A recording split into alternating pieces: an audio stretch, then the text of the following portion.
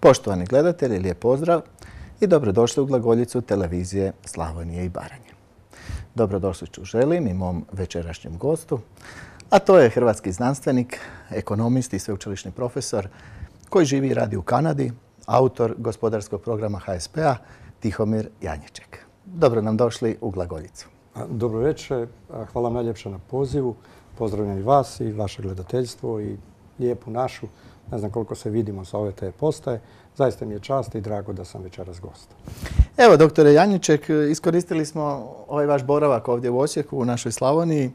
Tu ste na odmoru. Molio bih vas da nam kažete par riječi o sebi. Tu su vam, koliko smo u razgovoru razmijenili prije emisije, tu su vam roditelji. Zapravo ste na odmoru ovdje u Osijeku. Ja, došao sam poslije, pa ne znam koliko godina da mogu biti malo dulje na odmoru, inače imam samo 30 dana ili manje od toga. Sada zbog nekih promjena na sveučilištima, ja predajem na sveučilištu Laurentian, predajem na sveučilištu New Brunswick u Kanadi i predajem na Georgian College also, također. I bio sam i predajem povremeno na Humber College. Tako da sam na te 4 institucije. Koji su vam tamo zapravo onako glavni predmeti i koje vam je u ekonomiji vaše područje? Moje područje su u stvari međunarodna ekonomija i točnije rečeno međunarodne financije, tečajevi, valutne klauzule. Druga oblast su mi druge dvije oblasti su mi mikro i makroekonomija. A inače recimo dobrih 7-8 godina sam predavao jedan predmet koji mislim da ovdje nije još tako razvijen. To je ekonomija okoliša ili environmental economics. To sam predavao nekih 7-8 godina. Moram vas i pitati, rekao sam u uvodu da ste autor gospodarskog programa HSP-a. Odakle zanimanje za politiku i zašto baš HSP? Pa, iskreno rečeno nije baš zanimanje za politiku. Ja nisam političar, ja sam ekonomist. Ali ja doista redovito pratim hrvatske tiskovine, hrvatske TV postaje i programe i onda sam gledao goste koji dođu, posebice ekonomisti me interesiraju njihova stajališta i zamijetio sam da nekako određena bezidejnost, možda nedostatna vizija svega što se događa je nekako stalno nazočna i ja sam želio onda se nekako uključiti i dati neki moj doprinos kako bi to moglo drugačije da se pogleda i drugačije uredi. A znao sam opet sa druge strane da individualno to ne možete nikad učiniti. Ja sam u Kanadi konzervativac, dakle to je naša službena konzervativna stranka i promatrajući hrvatsku političku scenu otprilike sam došao do spoznaje da je HSP jedina prava konzervativna stranka nekakvim kanadskim kriterijima, dakle međunarodnim kriterijima. Za razliku od ove, ajmo kasnije, dvije vodeće stranke, gdje ja baš stvarno nisam zamijetio neke bitne razlike, osim što se mrze. Ali nešto drugo stvarno nisam zamijetio kao doista bitno i važno za te dvije stranke. Evo, predlažem da krenemo sad sa ovim situacijom i vašim gledištem zapravo na hrvatsku ekonomsku, gospodarsku situaciju. Znam i pratim, dosta objavljujete većinom po portalima vaše kolumne, manje vas malo ima u ovim mainstream medijima, ali vidim da pratite sve zapravo što se događa u Hrvatskoj. Što je bit problema ovdje iz vašeg vidokruga? Vidio sam u vašim kolumnama, govorite o potpunom slomu zapravo hrvatskog gospodarstva. Kako je do toga došlo i zašto? Moram priznati da prateći hrvatske TV postaje i tiskovine, u stvari ja vam se doista duboko zahvaljujem na ovom pitanju, jer do sad niko nikad nije bio pitan što je pogrešila sadašnja vlada da je od jedne loše situacije napravila još gore. I niste to nikad čuli niti od Grčića, niti od Vrdoljaka ministra, niti od ministra Linića dok je bio ili već ko je sada ministar Lalovac. Dakle, možete jasno spoznati, oni ne znaju gdje su pogrešili. Ali ni oporba ova velika, HDZ, ako govorimo o njemu, premda ne volim spominjati imena stranaka ili je to promidžba, ni oni ne znaju gdje su ovi pogrešili. I nisu nikad spomenuli tu grešku. Greška je bila dvostruka. Gospodarstvo je, kad ga posmatrate u suštini, kao u jednom sendviču. S jedne strane imate banke koje pružaju poslovno kreditiranje poduzećima. Sa druge strane vam je država koja naplaćuje poreze i praktički povlači novac iz gospodarstva. Znači, banke šalju novac u gospodarstvo, a porezi i država povlači taj novac iz gospodarstva. Uloga gospodarstva je da taj novac manje više koji posjeduje i koji je dobila kao kredit uveća i da onda može isplatiti plaće i napraviti profit i platiti porez. Kad je došla sadašnja vlada preuzela vlast, ona je učinila potez koji se, ja sam to nazvao u jednom mojoj kolumni, ne čini i takav potez da se to ne čini može se naći u najjeftinijim ekonomskim čitankama. Naime, ne možete nikad otežati uvjete kreditiranja i zaoštriti poreznu politiku. Zašto? Zato što smanjivate priljev novca u gospodarstvo, a povećavate odljev.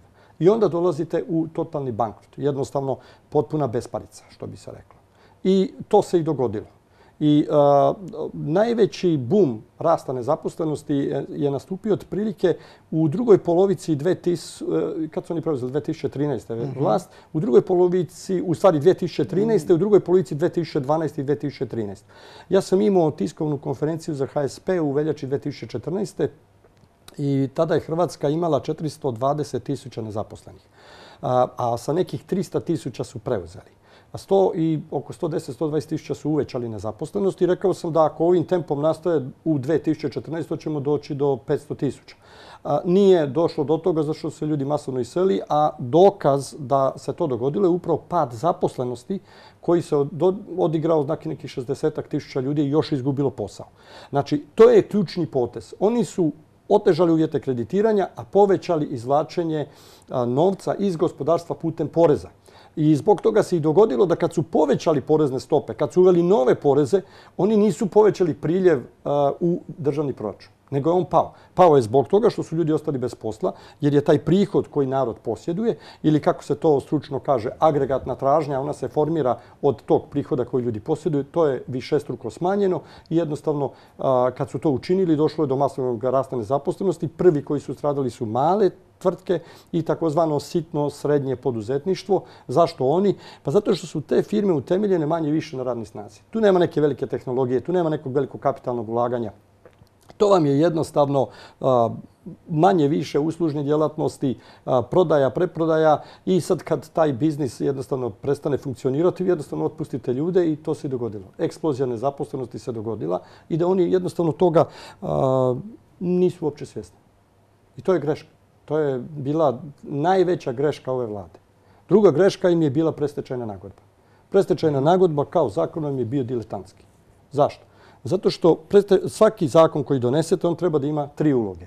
Jedna je da popravi stanje, druga je da spriječi ponavljanje takve situacije i treća je da netko tko je, da kažemo, kažnjen, ne kažnjen, tko je opljačkan, pokraden, da on nekako dobije neku satisfakciju, da dobije neku nadoknadu. Zakon o predstečajnoj nagodbi je samo puko opraštanje dugova od strane vjerovnika prema dužniku. I u toj situaciji vi dolazite do toga da, što, oprostili ste dužniku 80%, on dalje nastavlja poslovati, nemate vi novca, nema on novca, od toga nema ništa.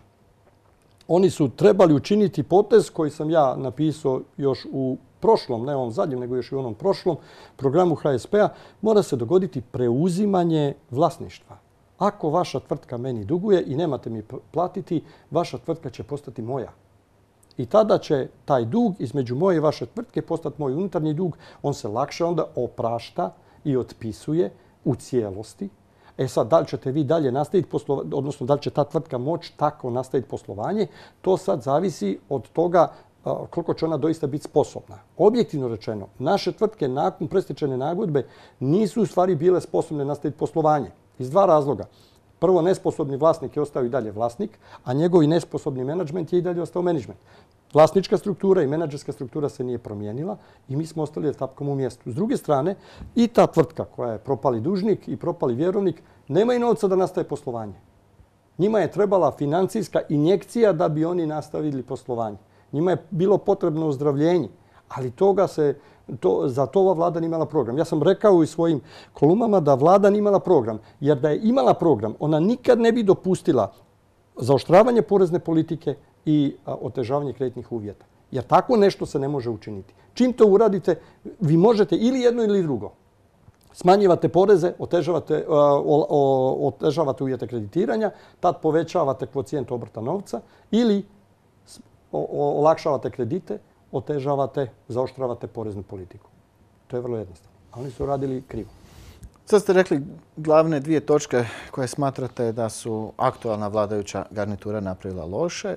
Međutim, znate kako kod nas, kako se vlasti mijenjaju, a uglavnom se ove dvije velike stranke izmjenjuju. Onda kaže pa nismo znali što nas čeka, pa zato nismo ni imali sve u tom programu. Što su grijesi struktura, da tako kažem, kao kardinal Bozanić svojevremeno, i one bivše garniture? Zašto vas to pitam? Nekako mi se čini da je to vrlo slično. Ovi su kao pozicionirani kao ljevica, ovi kao desnica, ali ekonomski gledano kao da na dijelu imamo istu ekonomsku politiku, zaduživanje u inozemstvu, rasprodaja nacionalnog bogatstva, a sve kao da bi se održala stabilnost valute, da bi se održao državni proračun da bude tu negdje, a zapravo kriza se nastavlja, nezaposlenost raste, prezaduženost, sve teži život građana. Što je grijeh, dakle, onih i prije ove vlasti? I s druge strane, sad da ne govorimo ni o SDP-u ni o HDZ-u, koja je onda strategija, ciljevi i potezi tih vladajućih elita koje imamo sad godinama? Pazite, i jedna i druga vlada, dakle, otprilike negdje od 2000. godine na ovamo, su se trudili samo održati stabilan tečaj kune prema euru. Ali to u stvari nije bio trud. Jer su oni u stvari 1994. uvedena kuna, oni su potpisali tada ugovor sa Međunarodnim monetarnim fondom, Svjetskom bankom i Europskom monetarnom bankom o valutnoj klauzuli. Tada, ja mislim, bilo 1,5, ako ne griješim, prema njemačkoj markici se morao održavati tečaj 5 kuna i 1 marka. I onda kad je zamijenjeno u euro, to je prihvaćeno negdje 1,7, 1,7,5. Što to znači? To znači da je nama u ovom trenutku u Hrvatskoj svaka kuna pokrivena sa 0,13 eura. Znači, svaka monetarna ekspanzija u smislu toga da povećavate kredite ili da povećavate novčanu masu, vi morate i uvećati novčane pričuve u eurima. Ako to ne učinite, to ne možete napraviti tu ekspanziju. Tako da je ta jedna monetarna politika u stvari zarobljena. A oni su svi trudili samo da na tome ostane. E sad, zašto se to uradi? Ja ću vam reći. To se uradi zbog toga što, recimo, kao što je Hrvatska, tako je to u prošlosti bila i sa nekim, recimo, kolonijalnim zemljama koje su to isto imali. Nema niko povjerenje. Kako je neko mogu imati povjerenje kakva će biti kuna kad država nije do juče postojala? Nije nikad ni bilo. Tek ste juče napravili. Znači, sad kad vi stisnete tako s jednim klauzulom, tu nacionalnu valutu, znači da vi ne možete sad ići u deficit državnog proračuna. Jer ako odete, trebate uzeti kredit. Ako uzmete kredit kao država, povećat ćete novčanu masu. Sad ćete promijeniti stanje tečaja, jer će se povećati ponuda tih nacionalne valute na tržištu i tečaj će početi padati. Znači, to je radi toga smišljeno. E sad, trakalica je bila u tome što u stvari vi kad dođete da tražite kod međunarodnih financijskih institucija, tražite novac, kredite, oni odmah pogledaju jeste li vi prezaduženi u smislu koliki je udio vanjskog duga u BDP-u i šta ja znam. Hrvatska nije spadala u te zemlje. Mi smo 2000. imali samo 10 milijardi dolara vanjskog duga, od toga 5 milijardi je bilo od prijašnje države, a cijeli rat i sve ostalo je progurano sa 5 milijardi dolara, što je beznačajno. Međutim, onda kad smo počeli da ulazimo u to, oni su ulazili u sve veće i veće deficite u državnom proračunu. To je bio jedna stvar koja je bila greška i sad su oni uvećavali novčanu masu i s druge strane sad morali da kupuju eure u inozemstvu kao zalog u pričuve da stavljaju da bi se održala ta novčarska stabilnost, uvjetno rečeno, ali ona je bila umjetna jer vama raste vanjski dug. To je vrlo jednostavna stvar. Zašto su ti deficiti služili? Gdje je novac zapravo odlazio? Pa znate što, mi smo naslijedili jedan neučinkovit državni aparat. I jako je malo učinjeno doista na preobrazbi državnog aparata. Pogledajte, imamo 400 i nešto općina. Pa imamo negdje 160 gradova. Nemamo mi novca za to. Kriterij mora biti vrlo jednostavan. Jel imate novca ili nemate? Nemate novca, neće biti općine. Nemate novca kao grad, neće više biti grad kao institucionalna cjelina. Mi bismo trebali otprilike, ako ja ne grešim, ja sam našao podatak 250 općina nema novca za samostalno financiranje. Pa zatvorimo ih.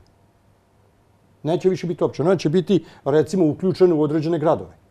Imaće do svoju kvotu zastupnika u gradu, pa to što su plaćali za sebe kao općina, sad će to ići u neki gradski proračun. Ako to nakon te promjene može funkcionirati, u redu je. Ako ne može, ugasimo grad. Onda ćemo svi biti samo male općine, utemeljene u županiji i gotovo. Ali kod nas mi ćemo zatvoriti županiju, ali nećemo zatvoriti općine. A kako ćete onda smanjiti birokratizaciju? To je pravite lokalnog Franju Tahija koji tamo vodi riječ. I to je kod nas problem. Nemamo novca da to suzdržamo. I na to je njima bježali novci.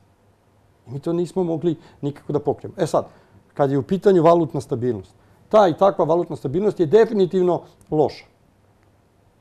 Evo danas je, ja mislim da je danas rekao ministar Grčić, kaže imamo rast, ali nam je problem javni dug, ali nismo Grčka. Pa i Grčkoj je problem javni dug. Kako onda nismo Grčka? A ja jamčim da smo mi gori od Grčke. Samo što kod nas nije još došlo do te eksplozije. A nismo daleko. Treba sačekati samo 6 mjeseci. To je to. A gdje je problem s tom valutnom klauzulom? Mi smo bili sustavno pljačkani. I zašto se ja ljutim na naše guvernere i jednog i drugog? Što su oni znali da naš Zapad sustavno pljačka valutnom klauzulom. Vidite o čemu se radilo. Zapadne banke su došle u problem ove evropske. Kad je u Americi izbila kriza. Američke banke su držale otprilike oko 30% dionica evropskih banaka u svom posjedu, u vlasništvu. Kako je kod nje izbila financijska kriza, oni su naglo povećali ponudu tih dionica evropskih banaka na burzama. Kako su oni to povećali, to je bio nagli priliv ponude, tražnja je bila slična, počela je naglo padati cijena tih dionica evropskih banaka.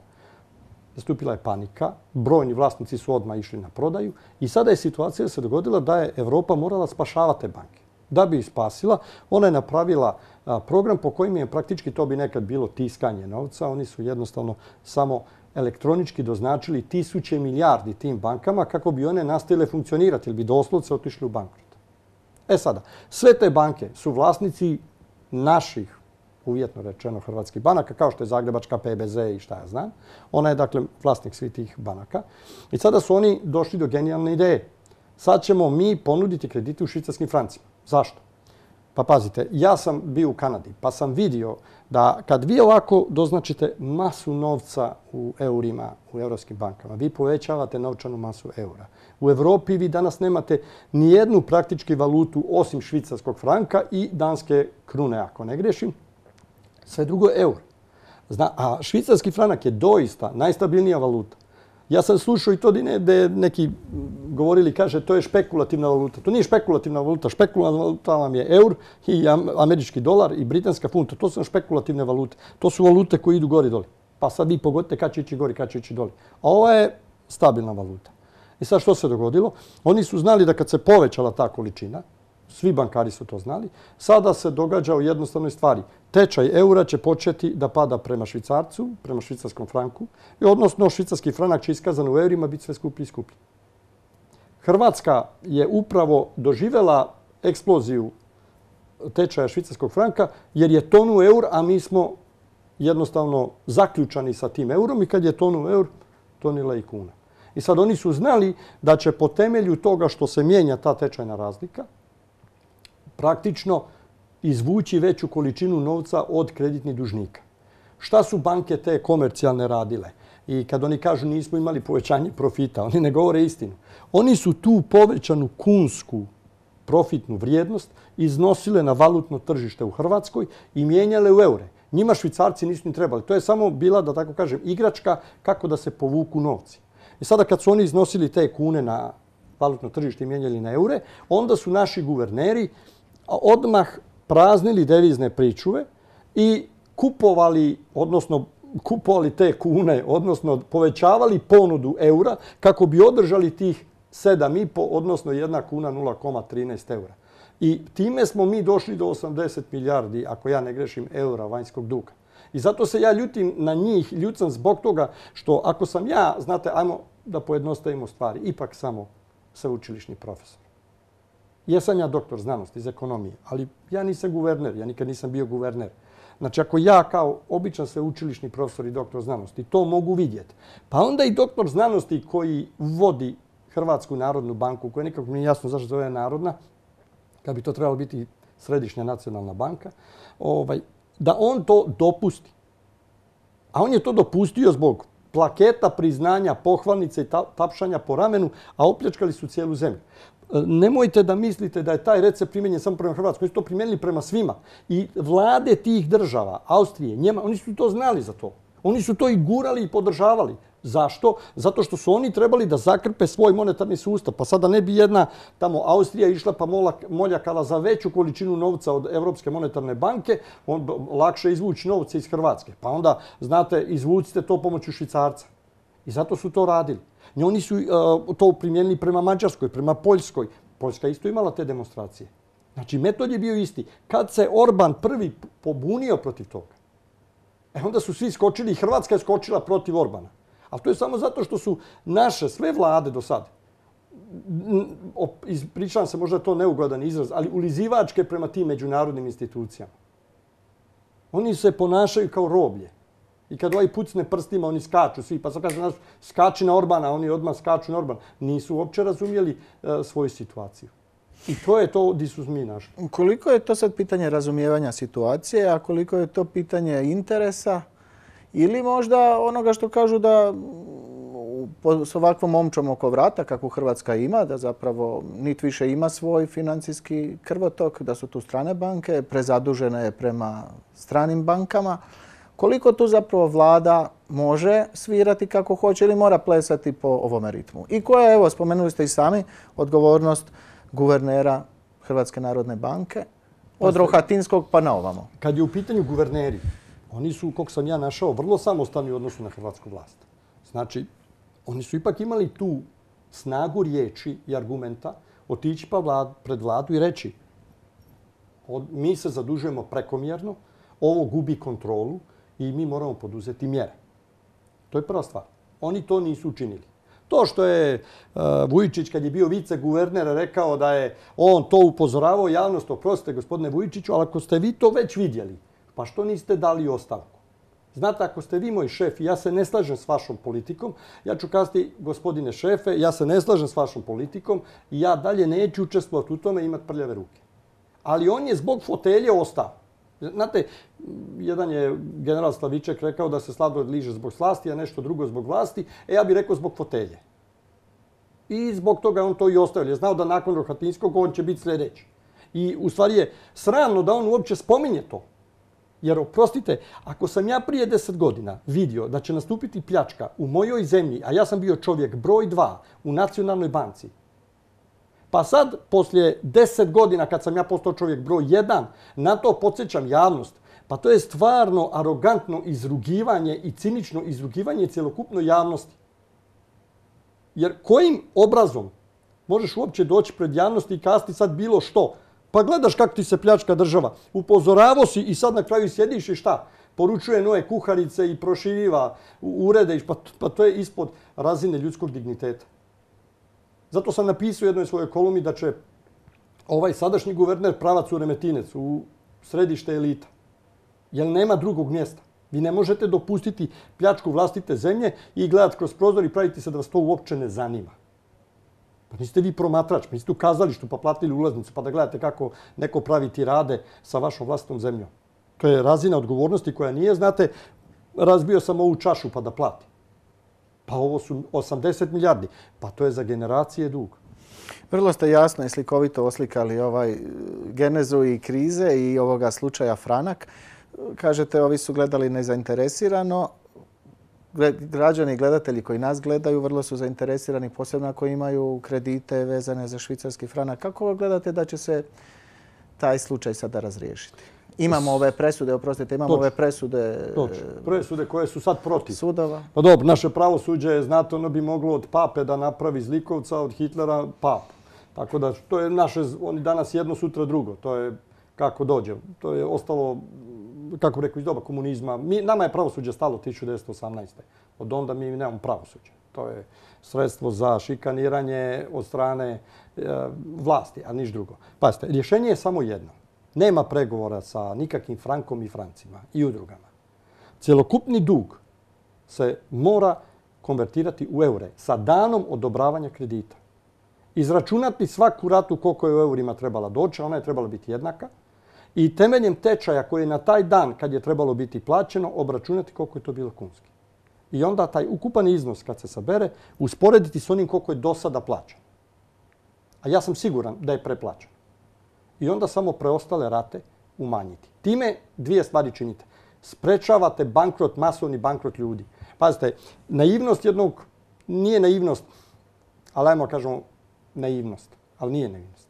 Jednog bohačaka je, ako ja ne platim kuću u Kanadi ili stan, ja ću biti kroz 3 mjeseca istaran od strane policije. Niko mene zadržati u tom stanu ili kući neće. I vi da uzmete svu imovinu za koju je odobren kredit, da to prodate, vi ne možete nadoknaditi dug koji je narastao. Znači, naivnost je u tome što vi to ne možete naplatiti niti iz tih nekretnina, niti iz tih pokretnina koji ste odobrili kredit. Jednostavno ne možete. Nemaju tu vrijednost. Što znači, moramo doći do onoga da dužnik koji redovito plaća, ne može biti kažnjen pa mu sad moj dug sve više i više raste i moja mjesečna rata sve više i više raste, a ja redovno plaćam. Nisam nijednu ratu preskočio, ništa uradio. Znači, to je jedini način preračunati sve to. Ali to je morala biti odluka vlade. To je morala biti naredba ministra financija, guverneru Narodne banke. Ako nije imao te ovlasti, pa on ima i Sabor, mogli su donijeti taj zakon pa napravi tu ovlast. Brojne su zakone po ishitrenoj proceduri donijeli, a nisu ni trebali biti po ishitrenoj, ali nisu donijeli. A ovaj su preskočili. Oni su to morali zapovjediti. Ne može u Hrvatskoj biti 100 valutnih klauzula. Samo je jedna. I to je ona koju smo potpisali sa eurom i sa svjetskim čimbenicima, kao što je Monetarni fond, Svjetska banka i Europska monetarna banka. Franak nije u pravu kad kaže, a mi želimo dokinuće valutne klauzule. Pa ne vode oni monetarnu politiku kredita. To je nešto što Hrvatska, ja sam za dokinuće valutne klauzule. Ali mi vjerujte, kad sljedeća vlada dođe, koja god da dođe, ako to stvarno želi, njoj ćete uzeti cijeli mandat i da li će izgurati da dobije. Ali naravno u to međuvrijeme mi ne možemo sebi dopustiti da narod potpuno ode u bankrot. To je nedopustivo. Ova odluka o zamrzivanju tečaja, što je uradila vlada, pa to je diletantska odluka. To je odluka iz doba hladnog rata. Zašto? Pa ko će sad platiti one tečajne razlike? A ta akumulirana vrijednost tečajnih razlika na kredite koji su plaćani premašiva ukupnu vrijednost cjelokupnih deviznih pričuva i novčarskih pričuva koje ima Republika Hrvatska. Zato smo mi pred bankrotom. I kad ja kažem da smo pred bankrotom, ja ne lažem. Ja kažem stvarno istinu. Jer kad dođe sljedeća vlada, sad ona treba da sredi to. Ko će to sad da sredi? Kako? A oni se natežu sa Bohačekom, hoće ovo, hoće ono i sa Frankom. To državnička odluka bila ta. Nema više švicarske klauzule, završeno, idemo na eursku, svi se krediti moraju preračunati sa datumom, čak i oni koji su isplatili kredit. I njima bi, pa im vratio novac. Ne možete vi, nema tu druge, to morate biti žestoki. Tu vlada mora pokazati snagu, ali vlada je nije pokazala. Da, mnogi kažu ta odluka je takva zapravo u ovo predizborno vrijeme donešena. U ovoj godinu dana zamrzavanje, dotle će biti izbori dok se nađe kao pravo rješenje. Kažete da smo na dobrom putu zapravo u bankrot. Vladajući se ne bi s vama složili. Evo imali smo nedavno ministra Grčića pa i premijera Milanovića sa ocjenama zapravo da je riječ o oporavku, rastu BDP-a, izvoza, industrijske proizvodnje, pa čak i dolaska investicija.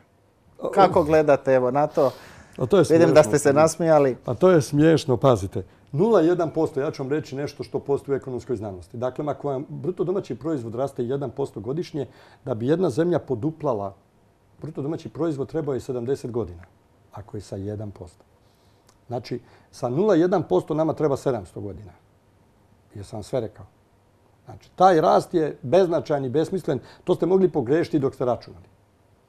Tvrdili su 0,5%, a ustanovili se da je 0,1. Podsjetit ću vas da prije no što su izašli s 0,5, oni su rekli da će se dogoditi 0,1, pa su onda to pomnožili s 5, da izgleda malo bolje, 0,5, ali u stvari od toga nema ništa. To je prazna priča. To je točno da je to u stvari samo, evo, okolica naša, Slovenija, Austrija i šta ja znam, neki partneri su malo živnuli sa 2% rasta bruto domaćeg proizvoda, pa je to, eto, 1/10 dio ili 1/50 dio ukupnog rasta će povući malo i hrvatsko gospodarstvo. Od toga nema ništa. Ako neko na tome temelji nade, ja odmah kažem da je ta nada serenada. Od toga nema ništa. To je propast. To je propust. To nemate ništa. Industrijska proizvodnja. Kako će da poraste industrijska proizvodnja kad nismo otvorili ni jedno jedino poduzeće? Šta je otvoreno? I ono što smo imali, to je zatvoreno. Nema od čega. Kažete mi, jedan proizvod po kome smo mi, ajmo, osim Vegete, evo, reklame za nju, ali po čemu smo mi još poznati u svijetu? Evropi. Koji je to proizvod? Zašto je do toga došlo? Pa došlo je zbog toga što, pazite, ona poduzeća koja smo imali, mi jednostavno nismo se znali promijeniti i prilagoditi novim promjenama na svjetskom tržištu. Što to znači? Kad je Hrvatska prekinula sa Jugoslavijom, postali smo dio Svjetske trgovinske organizacije, sad smo i dio Evropske unije. Dakle, mi smo sada trebali sebe da promijenimo. Ja znam, na hrvatskim TV postajama se često vodilo priča oko toga mi nemamo ni jedan brand name. Pa nema ga cijela Kina, a nema ni Japan, a nema ni Indonezija, a nema ni Tajland. Ali Kina ima 1000 milijardi suficita u vanjskoj trgovini. A kažete mi jednog proizvođača, ma jedan proizvod iz Kine. Nema ga. Što znači da nama to nije ni potrebno. Daću vam primjer. Pa šta ona bivša Jugoplastika nije mogla da proizvodi neke jeftine papuče za 10 kuna i da to narod kupuje, traju 3 tjedna, bace pa kupe druge. Na tome je uspjela Kina. Pa nisu oni prodavali kompjutere, nisu prodavali avione, oni su prodavali takve stvari. Mi to nismo se znali prilagoditi. Nije pitanje da li ćete proizvoditi Jaguar ili pastu za zube. Nego ćete vi zaraditi na tome. Možete vi proizvoditi pastu za zube, ali onda prodajte u milionske količine. Ali mi se tu nismo navikli. S druge strane, nismo imali osjećaj za to. Pa dajmo nešto tim, neku olakšicu, privucimo nekako te inozemne da, ili kad kupe to naše poduzeće, da ga obnove. Nego onda se, znate, nađu sindikati pa kažu, ali mi bi da zadržimo zaposlenost. Mi nismo mogli zadržati zaposlenost. Vidjeli ste da nam je eksplodirala nezaposlenost. Mi ne možemo zadržati zaposlenost na istoj razini poslova dalje. To vam je, znate, otprilike kao kad bi sad Osijek je ostao u prvoj ligi, jel jeste? Je. Dobro. Ali to je otprilike ovako da je recimo došao u situaciju da mora ispasti i kažete, pa dobro, evo, mi ćemo oprostiti sve poraze koje ste imali, a vi ćete sljedeće godine s istim trenerom, istim igračima i istim stilom igre iz pobjede u pobjedu. Nema šanse. Vi morate nešto da promijenite. Ili igrače, ili stil igre, ili trenera. A isto, nema teorije. Evo, sad ste dali jasnu snimku stanja i dijagnozu, da tako kažemo, bolesti. Koji je sad zapravo recept, rekli ste koji je bio kineski, koji je hrvatski recept za uspjeh, da se pomaknemo iz ovoga situacije u kojoj jesmo? Pazite, moramo učiniti vrlo jednostavnu stvar. Dati kao što su i Kinezi svojedobno dali, evo, kad kažu nekom mi nemamo novca. Pa nije cijela Kina imala novca, nije ni Japan imao novca. A postali su super sile ekonomski. Znači nije presudno da imate novca. Morate jednostavno napraviti nekako, kako bih rekao, u nekim vrstama oazu. Daću vam par primjera koje sam ja stavio u gospodarskom programu. Evo, svatko tko dođe i otvori poduzeće u Hrvatskoj, ako 50% te robne proizvodnje odlazi na inozemno tržište, bit će oslobođen svih poreza i svih dažbina.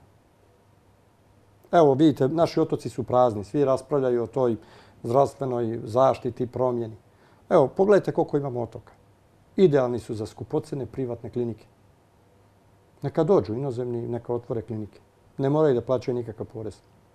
Plaćat će samo zaposlenici na svoje plaće.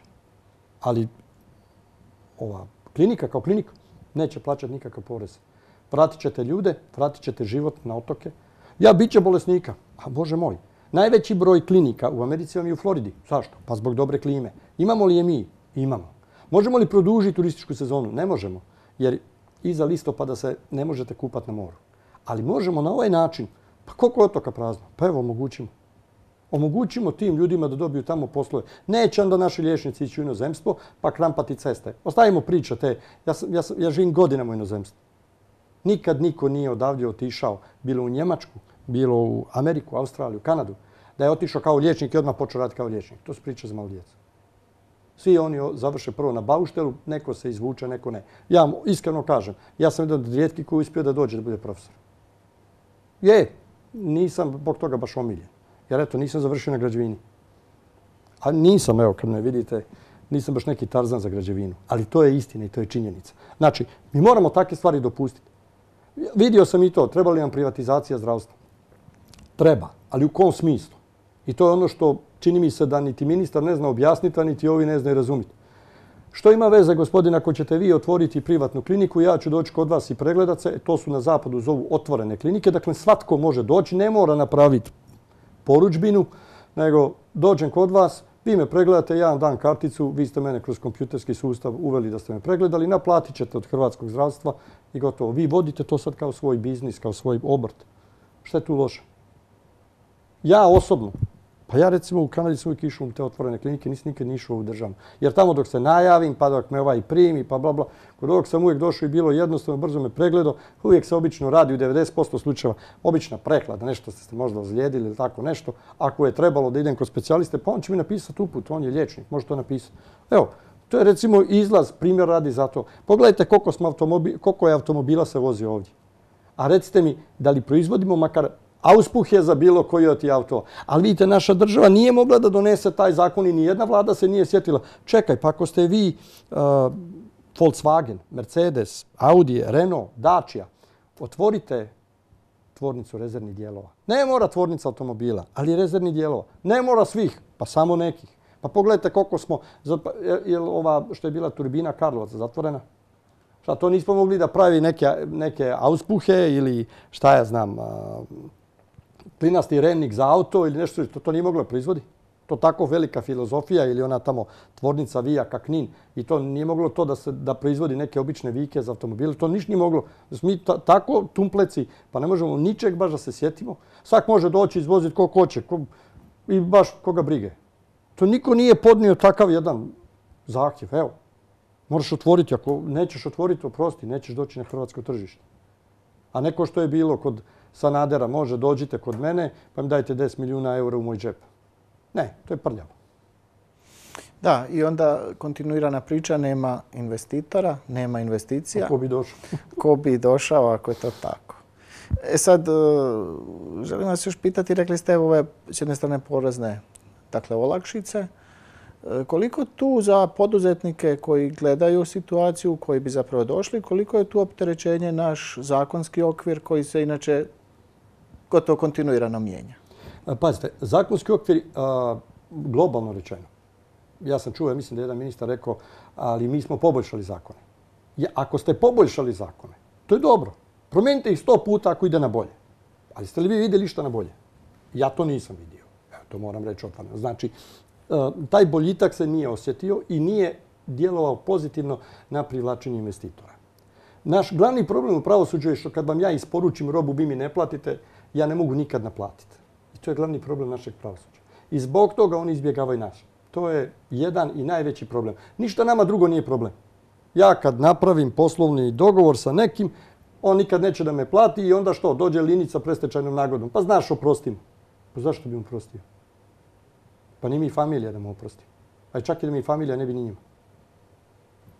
E sad, druga stvar koja kod nas je problem za investicije, a to vrlo mali broj ljudi spominje. Ne možete vi sa kamatnom stopom od 6% imati priliv investicija. Zašto? Zato što svaki biznis koji ima profitnu stopu od 6% ili manje, taj ne može poslovati i postojati. Jer vi onda te novce uložite u banku, sjedite kod kuće, grickajte kokice, gledajte TV, berete 6%. Vi morate imati minimalno profitnu stopu 7%. Što mislite, zašto oni na zapadu imaju onako niski? A zašto i ne povećavaju? Pa kad bi povećao, automatski bi se ove firme ugasile. Zato oni drže tako nisko. A zašto mi ne možemo da snizimo? Pa zato što imamo tu valutnu klauzulu koja nas je totalno zarobila. I sad kad bi, recimo, guverner Vujčić išao da kupi nove kredite, može, za 8%. A gdje ćete to investirati? Ko će to da kupi? Zato je nama tako visoka kamatna stopa. Svi onda kažu, pa što ne skinu kamatnu stopu? Pa ne može kad su ovako napravili. Ja jesam za dokinuće valutne klauzule. Mi moramo imati tržište. Nema više igranja, znate, socijalizma i kapitalizma. Nema toga. Ili imate tržište, ili nemate. Nema toga, stalno ćemo mi nešto. Znate, mene u Hrvatskoj to podsjeća otprilike ovako.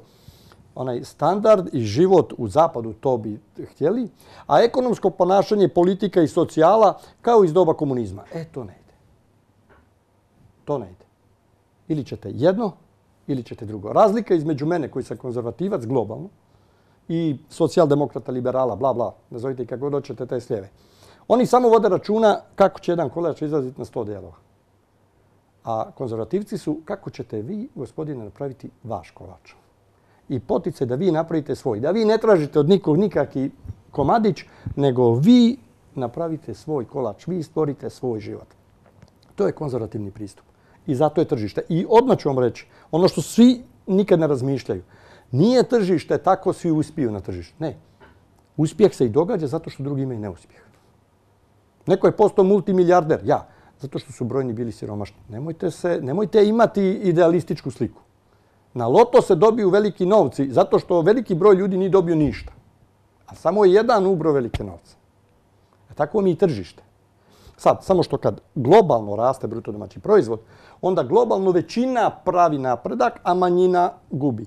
Kad je depresija, kao što je kod nas, sad većina gubi, a samo mali postotak njih ide naprijed. Kad mjerite na zapadu da li je zemlja u krizi ili ne, onda mjerite broj novo otvorenih tvrtki i broj zatvorenih. Ako je broj zatvorenih veći, vi ste u krizi. Ako je broj novo otvorenih veći od ovog, vi ste u prosperitetu. Vrlo jednostavno. A kod nas je ovaj broj zatvorenih prešao sve granice. Koje su mjere koje država mora napraviti da bi ovi sposobni na tržištu sa idejama, vrijedni, kvalitetni ljudi mogli stvoriti svoje biznise i početi raditi? Što znači ono što mora napraviti država? Dobro. Jer kako se probiti na tom tržištu gdje imate interesne lobije kojima možda ni nije cilj proizvodnja u Hrvatskoj, nego trgovina i na tome zarada. Evo, da zaključim i to pitanje. Možemo li mi na turizmu i trgovini zapravo graditi svoj rast? A ne možete samo na turizmu. Turizam je prekratak, samo 3 mjeseca. Zato sam rekao da bi ove, recimo, privatne klinike kao dodatak. Međutim, evo daću vam primjer. Stalno kad upalimo ovu hrvatsku televiziju, hrvatsku ne mislim HRT, nego mislim hrvatsku televiziju, onda stalno vidimo ministar jedan, ispričavam se, zaboravio se u ime, koji stalno neke kotačiće spominje. Vidite, to vam je primjer diletantske promidžbe. Zašto? Država je ta, ili još bolje komora, ona bi trebala, ona tu spava, ona je služila samo za bogaćenje ovoga Vidoševića. Komora je ta koja treba da pomogne svakom i da kaže, ok, evo, mi omogućavamo programe za dobijanje novca iz EU fondova, ko će otvoriti privatnu kliniku, ko će otvoriti ovo, ko će otvoriti ovo. Mi ćemo vam pomoći u sređivanju papirologije i svega ostaloga, vi se prijavite i vi ćete biti taj koji će započeti svoj biznis. A ne ti se sjeti sam, nema toga.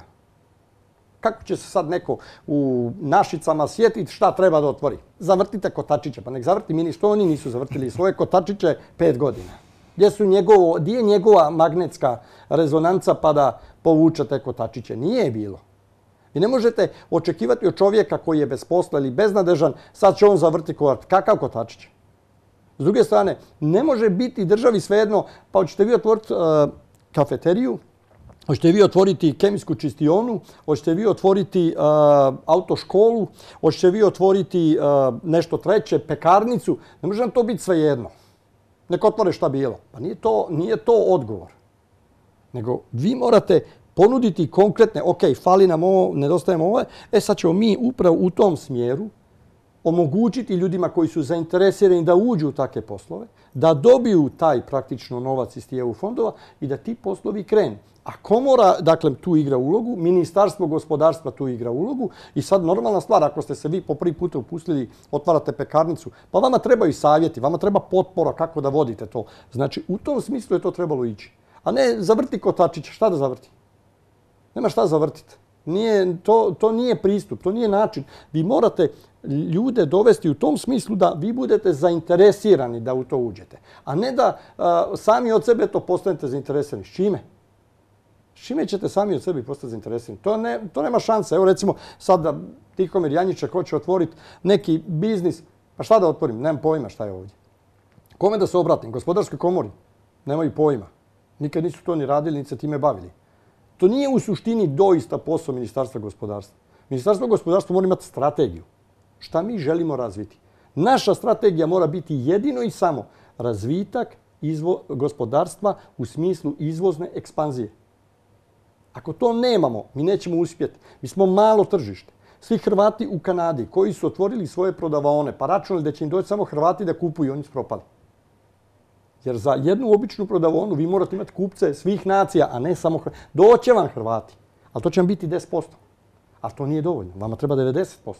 Plus. Znači, da biste to dobili, vi morate prodavati robu koju svi kupuju. Vi ne možete samo prodavati domaću robu. Možete. Evo recimo imate vi tamo Starski se zove sam posluga. Ona prodaje svu robu iz čitave bivše istočne Europe i drugih evropskih država. A da je on išao samo na poljsku robu, jer vlasnik je Poljak. A nikad to ne bi. A to vam je veličina samoposluge kao naša bila. A je on išao samo na jednu vrstu robe. Pa ne bi on nikad uspio u tom biznisu. Tako mi je ovo. Vi morate da u tom smislu date potporu. Ne može biti čovjek nema pojma. Pa ga ti sad, evo, sjeti se sam. Šta da se sjeti? Na koji način da se sjeti? Kakva u tom sad smislu je vaše gledište na hrvatsku poljoprivredu, na hrvatskog poljoprivrednika? Evo tu smo u Slavoniji i Baranji. Koje su se njima perspektive otvorile? Gdje su tu prilike u toj Evropskoj uniji, u tom većem tržištu, a gdje su opasnosti? Prilike su u stvari naša poljoprivreda mora biti više specijalizirana. Mi nemamo specijaliziranu u smislu da se ljudi samo bave povrtarstvom ili samo bave voćarstvom ili samo bave uzgojem pšenice i sl. Točno je, mi smo previše usitnjeni. Nemojte uopće dvojiti o tome. U Sjevernoj Americi, ako nemate 200 hektara zemlje, vi ne možete poslovati kao farma uopće stabilno. Da biste poslovali, u tom slučaju manje morate imati državne poticaje. Problem kod nas je što se državni poticaji plaćaju po površini zemlje. I to je promašaj. Poticaji se moraju isplaćivati po isporučenoj količini robe. Može to biti 50% naprijed, ali 50% kad se isporuči roba. I onda se može prilagoditi koliko je isporučeno. Znam, netko će reći, pa da, ali pada kiša, oluja, suša, pa šta ćemo onda ako se to ne dogodi? Pa, znate, na zapadu postoji to takozvano osiguranje od elementarne nepogode za poljoprivrednike. Ali definitivno moramo okrupniti zemljište. Definitivno. Nemoguće je da nemamo okrupnjavanje. A s druge strane, država nije nikad prema poljoprivredi gledala kao pitanje našeg opstanka. Jer neće se dogoditi okrupnjavanje sve dotle dok se ne počne razvijati određeni broj. Baš kako sam vam rekao, preuzimanje firmi. Pa tako će biti i u farmerstvu. Jedan traktor vam je isplativ na 50 hektara zemlje, a mi ga imamo na 7. Znači, imamo prevelike troškove proizvodnje. Jedan kombajn vam je isto tako. Ne možete tako. Morate to biti racionalniji. A mi tu nismo imali nikakvu strategiju ekonomsku, ništa. Samo pričali o poljoprivredi i trambala, lambala i ništa. Priča završila. Nikad niko nije povukao nijedan normalan potez. Pogledajte koliko je neobrađene zemlje. Jeste, konačno su uveli porez na neobrađenu zemlju. Točno. Ali to nije bilo više dovoljno. Nije bilo dovoljno zbog toga što ljudi nisu vidjeli nikakvu svrhu. Neću zaboraviti, gledao sam na jednoj TV postaji, jedan čovjek imao farmu stočarsku. Pa je plakao zbog toga što više nije mogao platiti kredite. Bio je stariji čovjek. Me to stvarno rastužilo zbog toga što dopustiti da dođemo u situaciju da čovjek proizvodi mlijeko i da na kraju mora sve krave dati na klaonicu. Radi čega? Zato što smo uvezli neko rumunjsko i bugarsko mlijeko? Da mi nismo mogli zaštititi tog našeg domaćeg proizvođača? Mi ne možemo da imamo ovakvu kreditnu politiku i politiku potpora. Kreditna politika mora da se razdvoji. Jedno je financiranje stambene izgradnje. Jedno je financiranje poljoprivrede, jedno je financiranje kupovine robe iz uvoza. To nikad nisu radili. Ne možete vi imati jedinstven pristup za sve. To ne postoji. To ni u Kanadi ni u Americi nemate tako. Kamatna stopa da kupite auto sada u Kanadi i u Americi vam je 0%. 0. A da kupite kuću vam je 3%. Ili stan, svejedno, nekretninu. Znači nije ista. Gotovinski polog da kupite auto je ništa. Kroz 3 mjeseca dajte na kreditnu karticu $2000. A da kupite stan ili kuću, vi morate dati 3% vrijednosti. Znači, ne može biti istovjetno. Kreditni uvjeti moraju se razlikovati. Ne može biti nema veze šta je. Ima veze. Tko kaže da nema veze. A što se tiče turizma, kad bismo razvijali taj zdravstveni turizam, za koji smatram da je bitan, Dubrovnik je probao sa ovim kongresnim turizmom, ali oprostite, Dubrovnik nema elitni shopping centar. Hoćete da vedete elitu, pa vi morate da imate elitni shopping centar. A gdje im je? Ono nešto malo minčate, to je nedostatno. Ne može se sve svesti. Znate, kupite u našoj prodavaonici unutar hotela. Onaj Radisson Blu ima. Može, ali ljudi žele širi asortiman. Veći asortiman. Pogotovo ako želite inozemne goste koji imaju novca. On ne želi da bude u malim prodavničicama koji imaju 3 sa 3. Ne ide to tako. Hoćete luksuz, onda mu luksuz morate pružiti. Ne možete očekivati da će neko doći da luksuzno troši u neluksuznim uvjetima. Ne ide to skupa. Evo sad u emisiji već se bližimo lagano kraju. Oslikali ste ove dominantne politike vladajućih elita. Situacija nam je takva kakva je. Vidio sam, negdje ste pročitali da SDP se raduje pukom snu od 0,2 do 0,3%, sad vidimo i koliki je. HDZ, kažete, angažira inozemne stručnjake koji ništa neće restrukturirati u gospodarstvu. Rješenje je, kaže, glasati za bilo koga drugoga, samo ne za SDP i HDZ. Je li to riječ o neznanju, nesposobnosti, interesima? I ko je taj drugi, ko je taj treći put koji nikako tu da se formira? Evo vidimo, imamo, kažu, protestna stranka, organizacija Živi zid po svojim metodama, raste orah. Prije su tako laboristi pa je palo. Imamo, ne znam, regionalce ovdje, HDSSB koji su i nacionalna stranka, tu evo je vaš HSP, bio onaj Savez za Hrvatsku. Međutim, ove dvije, i SDP i HDZ, dominantne stranke pobjeđuju iz izbora i po evo anketama koji sad gledamo, ponovno dobivaju najveću potporu birača. Kako to objašnjavate? Vrlo jednostavno, imamo nakaradni izborni sustav.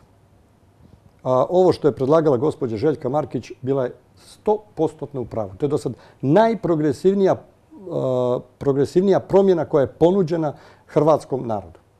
Preferencijalno glasovanje. Preferencijalno glasovanje. Apsolutno točno. Jer kad ste vi nositelji liste ili ja, pa ja sad stavim moji 15 poltrona iza mene i oni treba da uđu u Sabor. I najbolji poltron je broj 2, malo lošiji broj 3 i najgori je tamo onaj broj 15.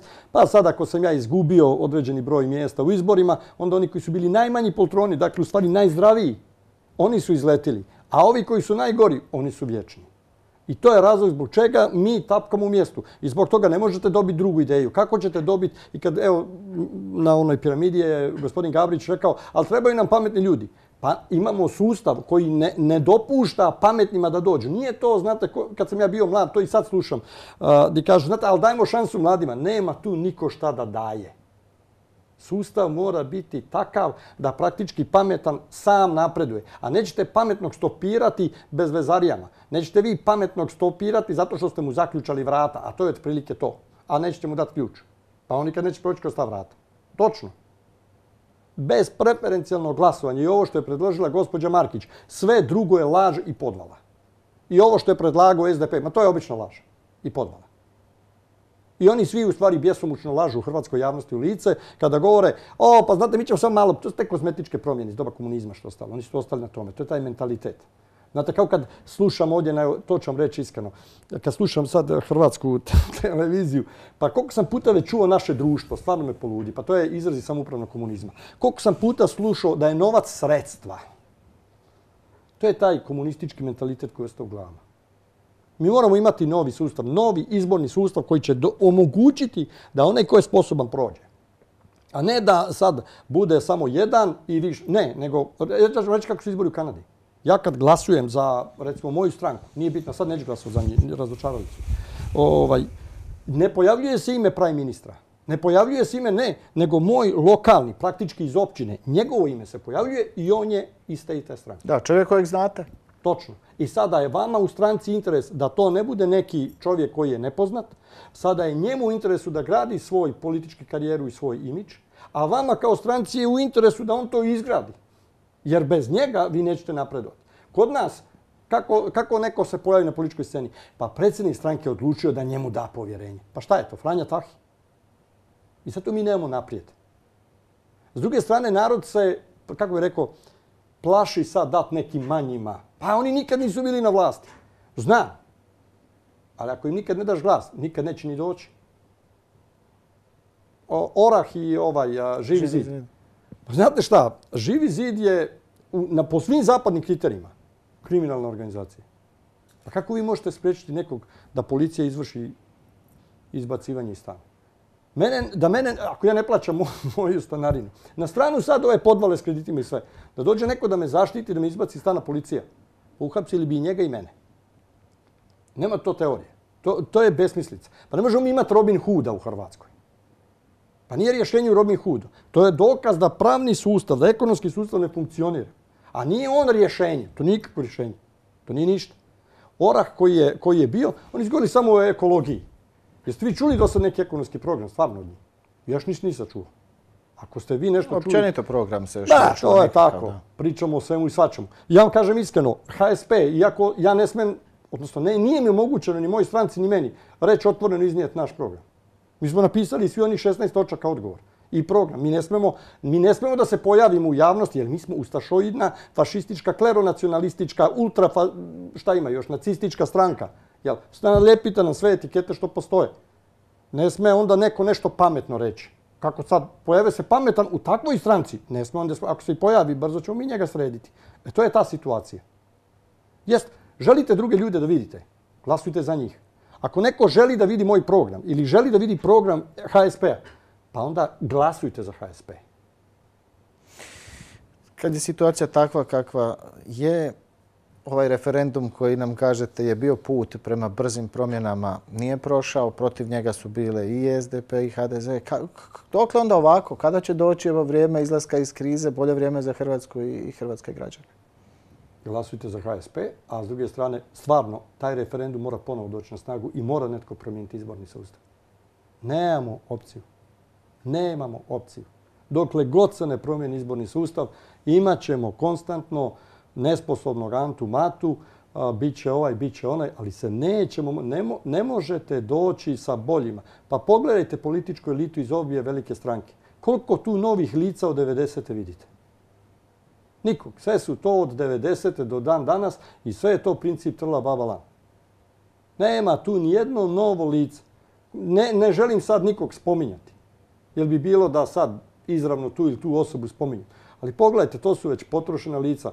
Pa to su lica koje su od pune kose glave, od glava pune kose došli do čelavosti. One dame koje su već 5 puta zatezale lice i 100 kila šminke potrošile da pokriju svoju starost. Nema novi lica. Moramo promijeniti izborni sustav.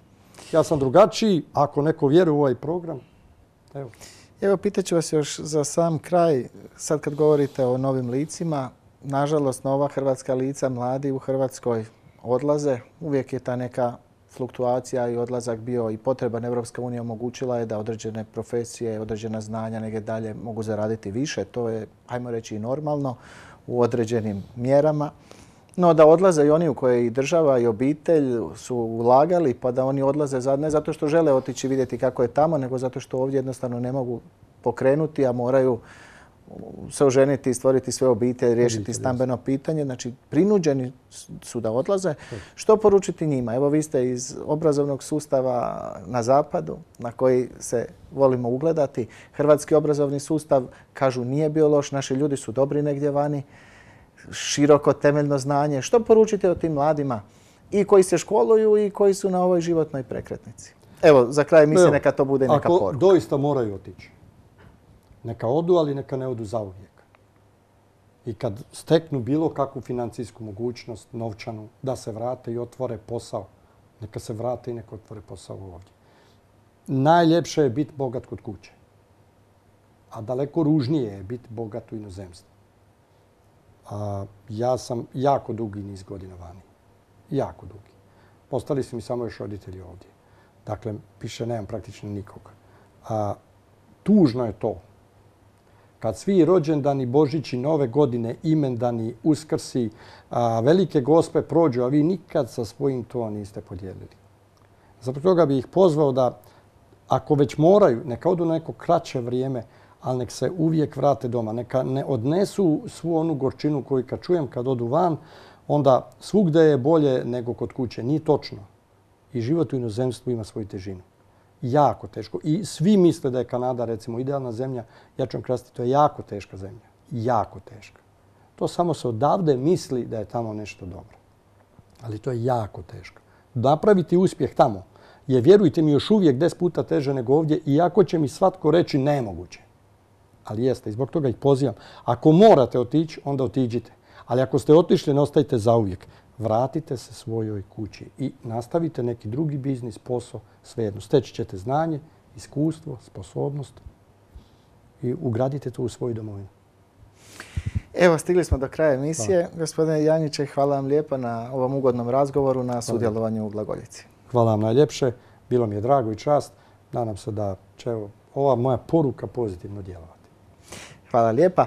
Poštovani gledatelji, hvala lijepa i vama što ste bili s nama. Ostanite i dalje uz program Slavonske televizije. Lijep pozdrav.